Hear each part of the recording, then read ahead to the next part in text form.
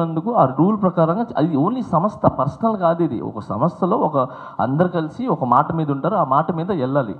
అలా కాదని చెప్పి నాకు ఇష్టమైనట్టు నేను వెళ్తాను, నేను ఎక్కడికి వెళ్తాను ఇక్కడికి వెళ్తాను అంటే తప్పు.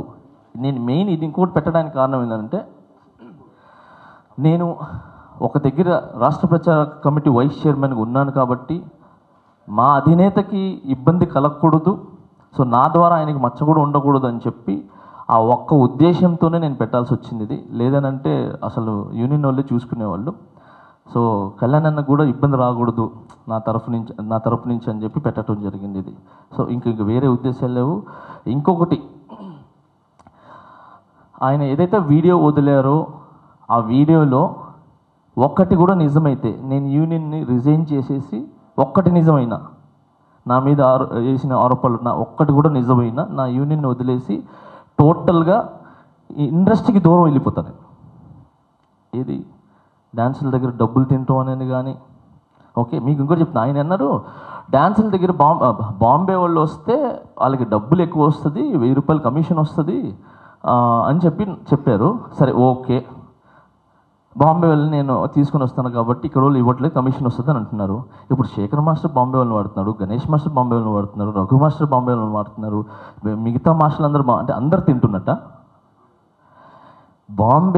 బాంబే డాన్సర్స్ని వీళ్ళందరినీ బయట వాళ్ళని ఎందుకు తీసుకుని వచ్చి వాడతామంటే, ఇప్పుడు బుట్ట బొమ్మ బాగుంది అని చెప్పి సంకల్ గుద్దుకుంటున్నాం అందరూ, మన మాస్టర్, మన తెలుగు మాస్టర్, మన ఇది పెద్ద ఉందని చెప్పి. ఆ వెనకాల ఉన్న డాన్సర్ని చూసారా, బయట నుంచి వచ్చిన వాళ్ళు, అందుకే అందంగా ఉంది. అంటే నేను మా యూనియన్లో జరుగుతుంటే దాంట్లో అందరు ఫారినర్స్ ఉంటే అది రిక్వైర్మెంట్, అది కావాలి ఆ సాంగ్కి.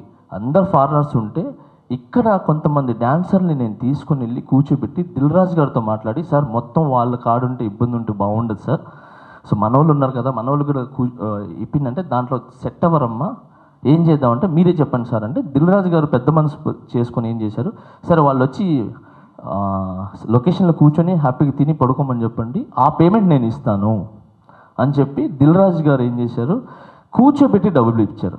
సో అది ఏంటి, ఒక ప్రెసిడెంట్గా నేను మాట్లాడటం వల్ల, ఒక కొరియోగ్రాఫర్ నేను మాట్లాడటం వల్ల జరిగింది. అలా చాలామంది మన డాన్సర్స్ని కూర్చోబెట్టి డబ్బులు ఇప్పిస్తున్నాం.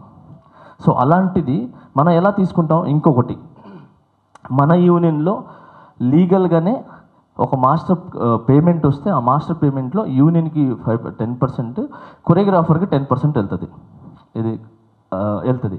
సో దాంట్లో నేను నా 10% తీసుకోలే, అది డాన్సర్కి సంబంధించింది, నాకెందుకు, నాకు వచ్చే డబ్బులు బాగున్నాయని చెప్పి నేను, కొంతమంది మాస్టర్లు తీసుకుంటారు, కొంతమంది తీసుకో. సో దాంట్లో నేను ఫస్ట్ నుంచి ₹1 తీసుకోకుండా డాన్సర్ 10% మీరు తీసుకోండి అని చెప్పి ఇచ్చేసా.